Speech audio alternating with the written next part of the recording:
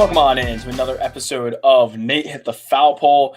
We're here after our 4-hour-long live draft show that we did a few weeks ago. I was on vacation, so apologies that we didn't have a episode for you guys last week. So we're coming in here a little later, but we're going to grade today the draft picks, at least a few of the draft picks that the Orioles made in that 20-round draft a few weeks ago. Matt, how's it going? Good, buddy. I think I speak for both of us when I say after a 4-hour-long show, which is essentially for us 8 podcasts worth, that probably knocked us out, for a good week and a half. So glad to be back here. It's a lot to research, a lot to cover. We do a lot of preparation for that show, so it's a little bit hard to put on a decent show to rival that, I guess. And then I was on vacation to be on top of that. So glad to be back, though. Glad to be back. I guess let's jump right into it. So. To preface everybody a little bit about what we did here, I ranked a few of the guys kind of at the top of the draft, and then you did a few guys that were, maybe a few picks later down in the draft, anywhere from like the 5 to 10 range. So, but we both wanted to do the first round pick, Colton Cowser, the number 5 overall pick, because this is the one that I think most people are interested in. This is the one that most people care about. Nobody really cares about who the Orioles pick in the 10th round. People obviously care about who the Orioles selected at number 5 overall with the first pick. So we talked extensively about Cowser on draft night, on Sunday night, the 11th. We did an extensive coverage of him. We gave our full scouting reports. But we're going to grade this pick, obviously, and we're going to tell you, with a couple weeks behind it, how we feel about this pick. So, Matt, I'll let you kind of go first. Explain what you like about Cowser and what you would grade this pick. Yeah, I mean, to me, like, Cowser really seems like one of the more polished players in the entire draft. We mentioned before during the draft show, he didn't go to necessarily a big-name school, but all the tools are there. Looking at pipeline, he's got a 60 hit tool, 55 field, 55 overall, 60 run. Michael Elias calls him a 5-tool player, which is, pretty surprising for me. But, if he's sitting there at number 5 and you think he's your guy for the future, I couldn't, I couldn't put any more faith in Michael Elias than I do right now. I actually gave this grade a B+. There are, maybe 1, maybe 2 guys on the board that I rather would have had other than Cowser. But other than that, he's easily a consensus top 10 player in the draft. Yeah, that's a fair grade. I think that's about where I'm sitting. B+, A- is what I kind of am trying to figure out where I would go with it. But I think A- for me. I don't think that Elias screwed up this pick. I don't think Elias made a bad pick here. I think this is actually – I would even go as far as saying he nailed it. I wouldn't say he nailed it where if I were the GM and I were drafting, I would have done the same thing. However, I think he got the best college player that was on the board. I think he got a guy that's almost I don't want to say for sure, but I think as close to as sure of a player as we're going to get in this draft. I think he's going to be a major league player. I'm not sure how high the ceiling is. I think it's more of a high floor, low ceiling guy as far as Colton Cowser goes. But I do think that this is a guy who really is going to contribute and be a starter at the major league level and be a good starter at the major league level. I don't know if he's ever going to win MVP. I don't know if he's ever going to be, a superstar in the top 5 conversation of players in baseball. But look, Colton Cowser is a very talented guy. And Michael Elias knew exactly what he was doing by drafting a guy who hits for contact. He can run. He can play the outfield. He's probably going to stick in center field. And look, I mean, this is just, he was the best college player on the board. And I think the Orioles did a good job. A- for me. Yeah, I think kind of the goal that fans should have as in terms of their expectation. A lot of times when you're drafting a guy, you're just hoping that they get to the major leagues. Exactly. Once they get there, anything else that happens is gravy. So I think that's just your first real goal. To get there is extremely difficult, no matter how well you do in college. And, that should be kind of the expectation moving forward. It's really a common misconception. I think a lot of people miss the fact that just getting to the major leagues at all is such a hard thing to do, no matter where you're picked. Obviously, if you're a first-round pick, you have a lot higher of a chance of being a major league player than you do if you're drafted in the 14th round or something like that. But look, it's only 60% of first-round players ever make the majors. I don't know. I can't come out and tell you right now that Colton Cowser is going to be one of them. But I think that Elias made this pick banking on the fact that he will be. Because you draft a guy like Cleo Watson, right? I mean, you look at Cleo Watson, the guy I had number 2 on my board, and you look at where he played in North Carolina, and you look at the league he played in, And you realize they didn't throw him a lot of curveballs, number one. And number two, he really hasn't had a lot of experience against any kind of off-speed pitches at all. So when you think about Cleo Watson maybe going up there and hitting pretty marginal, not incredible fastballs and padding his stats, you can look at the swing, you can look at all that. But when you look at stats and stuff like that, they're a little bit thrown off by guys like Cleo Watson, and you just don't have as safe of a pick right there as it is with a guy like Colton Cowser. Even though he went to Sam Houston State, as Matt mentioned before, it's not the biggest school in the world. It's still such a safe pick compared to a guy like Cleo Watson. I mean, to your point there, like, who has the higher ceiling? Cleo Watson does. Definitely. But who am I putting my money on to make the major leagues and make an impact? It's going to be Cowser. Definitely. Cleo Watson, I mean, I've heard the comps to Lindor. I've heard a million comps, but I just don't – you can't really sit here and tell me that Cleo Watson has a – really any more than 50% chance of making the majors, because these high school guys are so volatile, and it's that's why picking in the first round is such a tough thing, and that's why Mike Elias is trying to go with the safest guy available here. Absolutely. Then we had our second round pick here in Connor Norby. Yeah, so Connor Norby. You can throw in a grade if you want to. I'll let you definitely take a opinion here as well, but Connor Norby, for me, he was ranked pretty highly on my board. He was ranked a little bit below where the Orioles ended up taking him. I had him ranked at number 45. But look, Connor Norby to me was, outside of Colton Cowser, probably the best college hitter as far as contact goes out there in this draft. I think Norby is going to, again, it's another safe pick. It's another pick that Mike Elias is projecting will be a major league player and will be a solid major league player. Nobody's saying Norby is going to be an MVP candidate. Nobody. I mean, maybe he will be in 3 years, but we don't know.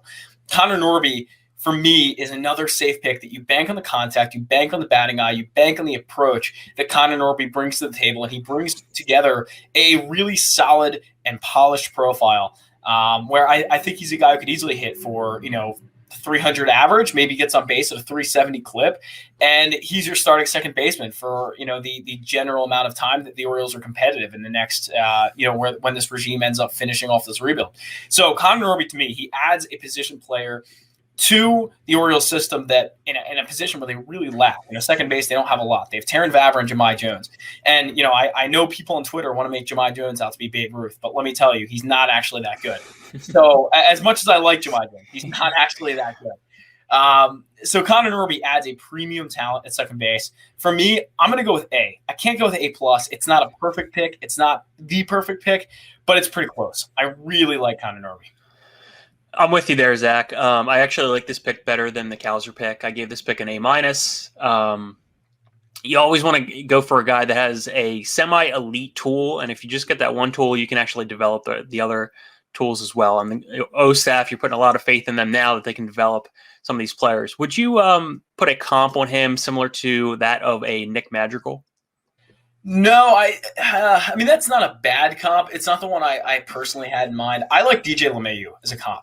I think he's DJ LeMahieu without the body type. I don't think he's nearly going to be as big as DJ. DJ is a big guy, and I don't think he's going to hit for quite as much power as DJ LeMahieu, but I do think he'll hit more for power than that of Nick Madrigal. Nick Madrigal is, basically can't get on base unless it's a single or a walk. So, Madrigal, I think he's almost falls right in between Madrigal and LeMahieu. So that's not the comp I had in mind, but that, thinking about it, that's actually a pretty solid one right there. And I think he falls kind of in between those two guys. Nice. Yeah, he actually on MLB Pipeline, very similar tools to tool grades to Colton Cowser, 60 hit tool, just like Colton Cowser. So nailing that at pick number 41, you can't go wrong there. No, not at all. I mean, I think people, again, they look at the MLB Pipeline rankings. I don't know where he was on Pipeline, but probably in the 60s, 50s. I think he was in the 50s, yeah. In the 50s, yeah. So, I mean, people look at that and go, oh, well, the Orioles reached because he was in the 50s. And that's just simply not true. I mean, the Orioles have their board. They have the guys they like. They could have had Connor Norby ranked as a first-round pick. For all I know, they probably did. So, I think that they really nailed this pick almost as much as they nailed the Cowser pick. I think these first two picks were extremely exciting to me, and I think you're going to see both of these guys rise very quickly through the system because of how polished they are and how good at what they do they are. And I know you wanted to round out the other two picks here before I talk about some of our later picks. Yeah, I do want to talk about Reed Treble and John Rhodes. I think two of the most interesting guys in this draft. Both of them are guys who Well, one of them comes from a smaller school. Obviously, Reed Trimble is not from a big school like the Kentucky of John Rhodes. John Rhodes is from a D1 program that's, very, very accomplished in basically every sport, including baseball. So Rhodes coming out of Kentucky, he has the competition advantage. But I look at these two guys as extremely similar. Like John Rhodes and Reed Trimble have almost as much the same profile as anyone you can find. I think they're both 2020 guys in the future, which is extremely exciting. Obviously, 20 home runs, 20 stolen bases. I think they both have that potential, especially Reed Trimble. I do like Reed Trimble a lot more than I do like Rhodes, but I do like both of them a lot. I will say that. I think that both of these guys are power and speed combinations. And if you look around baseball, look at power speed combos, and you're going to see if you start looking around that these are some of the best players in baseball. Power and speed are two of the hardest tools to perfect and two of the hardest tools to find. And I say speed's a hard tool to perfect because you've got to use it effectively and you've got to be able to stay healthy with using it. You look at a guy like Austin Hayes who plays with his hair on fire but can't stay healthy because he plays too hard. He runs so fast. So I think that, just being a power and speed guy brings so much value to the table. And John Rhodes and Reed Trimble, they may not have the prettiest swings. They may, I've heard some Hudson Haskin comps for both of them already, which is kind of odd, but I'll go with it. But they both have somewhat unusual swings. They both have things they need to work on. One was overslot, one was underslot. John Rhodes was considerably overslot, while Reed Trimble was underslot. I was a bit surprised Reed Trimble was underslot. But since I grouped them together in this, Matt, I'm going to give them the actual same grade. I think it's fair to give them the same grade here. And I'm going to go with B+. I think the projection that they could be a 2020 guy, they both could be 2020 guys who possibly stick in center field. I think Rhodes is more of a right fielder personally, but I think based on that fact, these are B+ for me, and these guys could really balloon. And I think you could see, again, Reed Trimble especially move really quickly through the system. Yeah, that's really encouraging to hear. I was reading up on hold up one second. I was reading up on John Rhodes a little bit, saw that he has a pretty strong arm there in the outfield, which is always great to see. He had a ton of assists in college, so really, really encouraging to see that. If nothing else, the Orioles are going to have a wealth of outfielders to choose from the minor league system. So create that competition. You never know where it could lead. So. No, there's plenty of guys you just mentioned. They have incredible depth at the outfield and minor league level. You look at guys like Stowers, Newstrom, who I'm a big fan of. Newstrom, we haven't even touched on him at all in this podcast, but got moved up to AAA since we did our last podcast and is tearing the cover off the wall there. Newstrom, again, I believe a 4th round pick out of Iowa by Dan Duquette in 2018. So a guy who could, be a big part of the 2022 Orioles. I tweeted that a few weeks ago, but it just is true. The Orioles have so much outfield wealth and so much depth that they will be stacked for the future in the outfield, especially if you look at if Heston Kjerstad comes back and starts playing well. It's unbelievable to see what the Orioles can be if Heston Kjerstad's there. Yeah, so I wanted to talk a little bit about 3 other guys that were a little later in the draft. Carlos Tavera being the first guy. He was the only pitcher that the Orioles drafted in the top 10 rounds. I thought that was kind of interesting. Obviously, they're not drafting by need or by position, but I just thought that to be a little interesting. He sits 92 to 94, was touching 96 this year, plus change and a developing slider. I think actually this guy could be the best value pick when we look back a few years from now. And I gave this a grade of a B+. Not facing great competition there at University of Texas at Arlington, but the tools are there, and the Orioles have shown promise in developing young pitchers thus far. And then next guy I want to talk about is the Orioles' 6th round pick, Colin Burns. He's the shortstop out of Tulane. This was apparently an analytics play from Brad Ciolek, who really liked his metrics there at Tulane. Versatile shortstop. He was a finalist for the shortstop of the year, and they said he has good instincts defensively. I'm going to give this grade a B-. And then finishing off here with my favorite draft pick that the Orioles made, and that would be the catcher out of high school in Texas, Creed Willems. This dude is just an absolute tank. He's got massive power. They signed him for $1 million, which is kind of, a little bit, surprising to me. I was looking at a tweet. That's a lot of money for a guy. That's a lot of money for, what was it, 8th round catcher. Yeah, that is. But I saw a tweet by John Shepard who said, "Right or wrong, Creed Willems is the story of this year's draft. And some extent, the Orioles draft process. Similarly, think of the Athletics drafting Jeremy Brown." And I kind of thought that was the perfect comparison there. I was going to make the Evan Gattis comparison. I think Evan Gattis makes a lot of sense as a comparison for Creed. Yeah, I like. That's good. Well, when you're done, I'm going to elaborate more on Creed. Yeah, no, I'm just saying. For his age, he's a little hefty there. Slightly concerning for me moving forward, which is why I'm giving this my worst draft grade of all my grades, a C, which is not terrible. I gave way worse grades last year. I just don't know if that's going to pan out. I'm rooting for him probably the most of anybody out of this draft class. You love the power guys, Matt, like Blaze Jordan last year. Oh, yeah. Matt was and Blaze Jordan's crushing it right now. Blaze Jordan is crushing it. He might get traded. I mean, there's a good possibility he could be on the move at this deadline. I don't know why the Orioles passed on him so many times in the 2020 draft, but hey, that's just that's don't remind me. It's in the past. We'll have to move past it at this point. But I think that I don't think Creed Willems.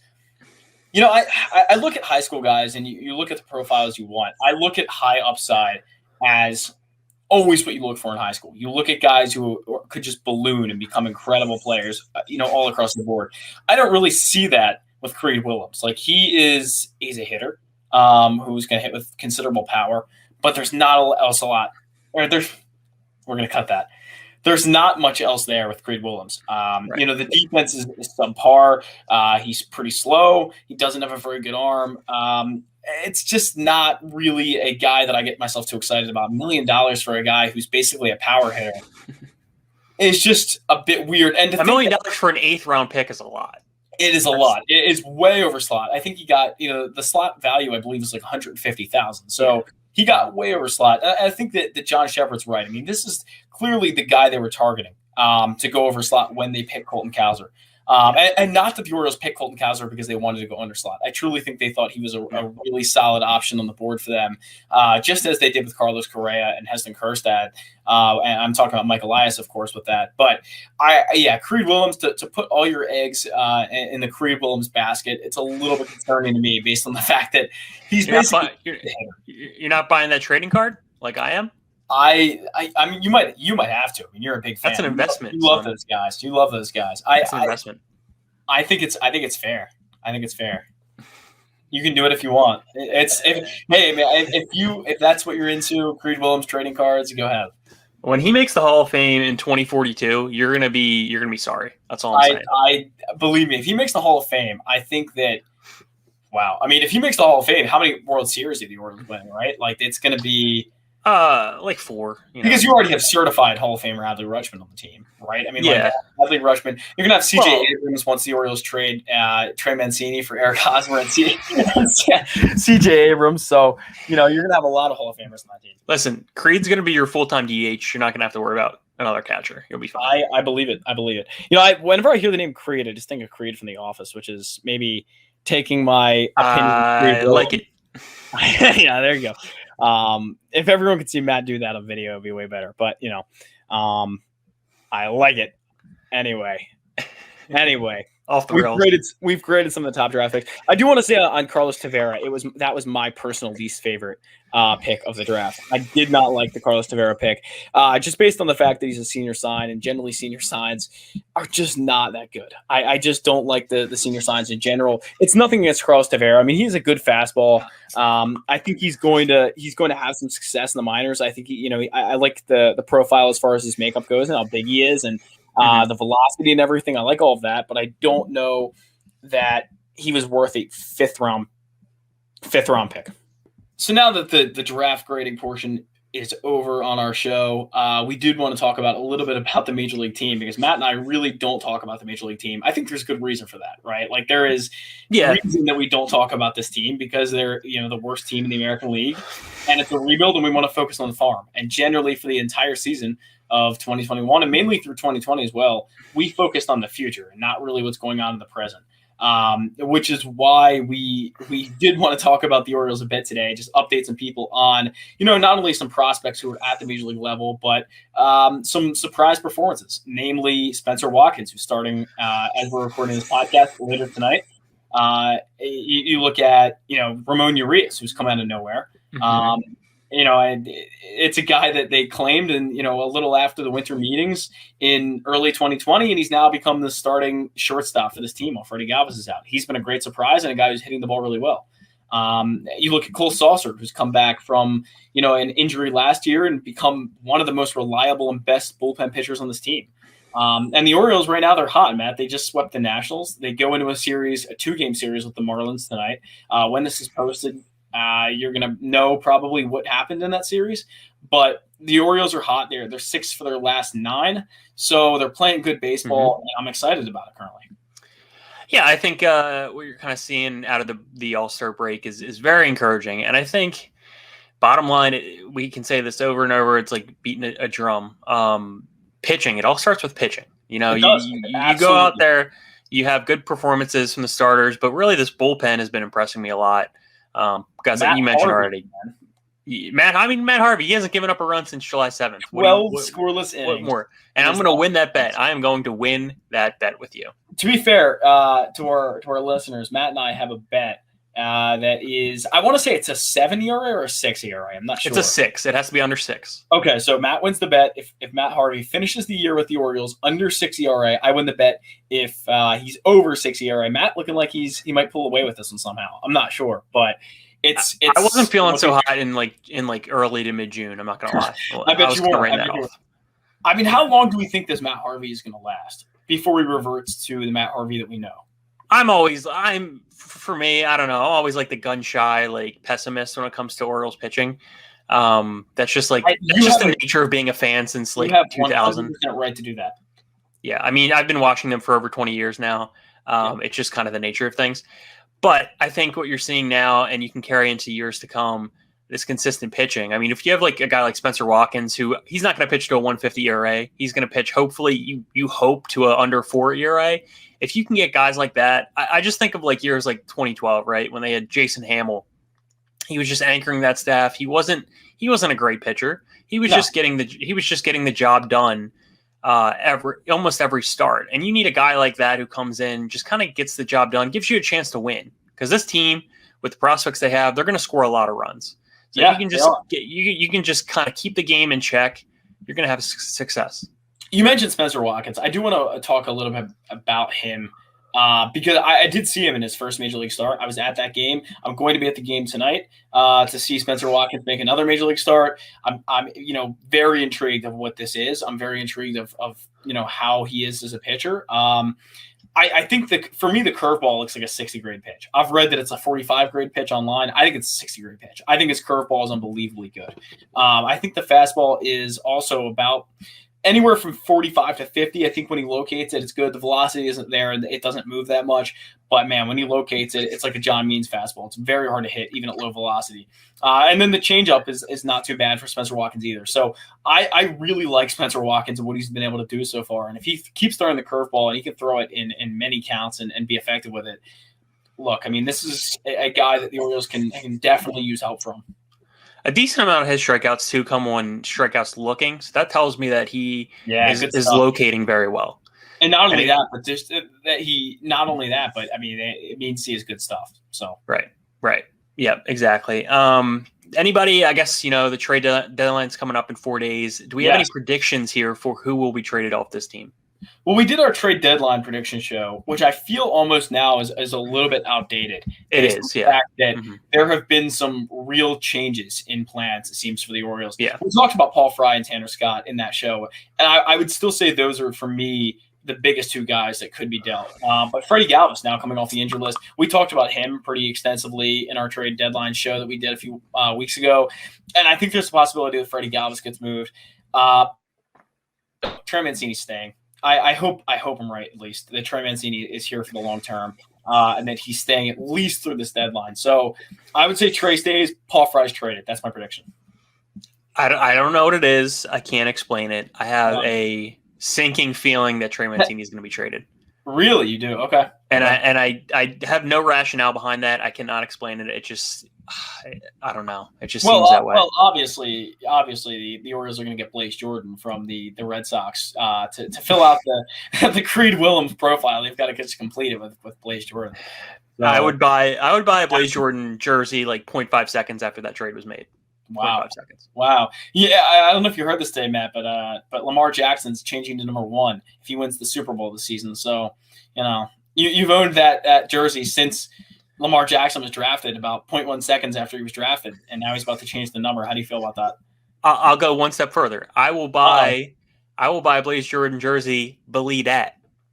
Really? Yeah. Really? You will buy a Blaze Jordan jersey? Believe that. All right, Matt. Anything else about this Major League team? It's a train wreck. We don't want to talk about it. We'd rather talk about the minors. We'd really rather talk about the minors, right? Like there is, D.L. Hall's playing back soon. Grayson Rodriguez is on fire. Adley Rutschman's on fire. Kyle Stowers is on fire. Robert Newstrom's on fire.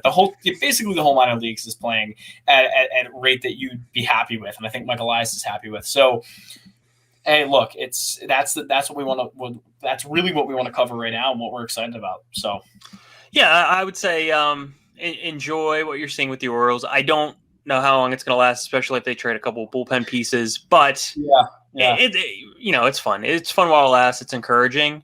We saw in the 2011 team they kind of had that walk-off win against the Red Sox, and it kind of bled into next season. So you never know what can happen. I have some breaking news from Rock Kubaku. Breaking news. Oh, boy. Extremely exciting. The Orioles have signed Daniel Lloyd, their 14th round pick, to complete all of the signings from the 2021 draft class.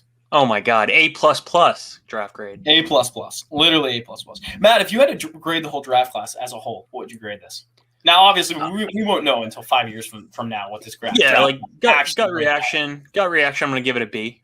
That's what I would give. B. I think B+ for me. Yep. B. I mean, very solid. I mean, it was very top heavy for me. Like the first 2 picks they knocked it almost out of the park with those.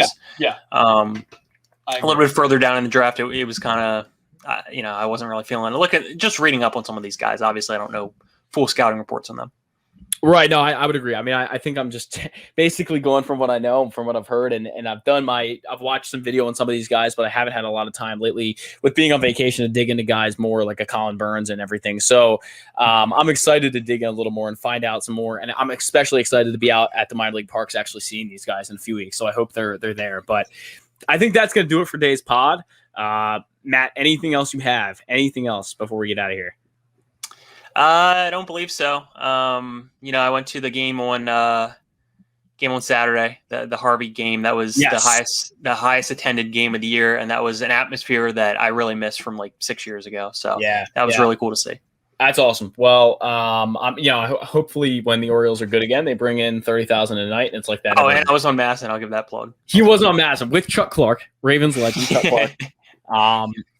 Ravens legend who did not acknowledge me, I will say. I was desperate to try to get Matt to tell him to work on his coverage skills, but that's a story for a different day. But that's going to do it for today's pod. Make sure to follow us on all of our platforms. Make sure to subscribe to us on YouTube. Give us a listen on SoundCloud, Apple Podcasts, Spotify, anywhere you get your podcasts. But that is going to be it for today's podcast. We'll see you next time on Nate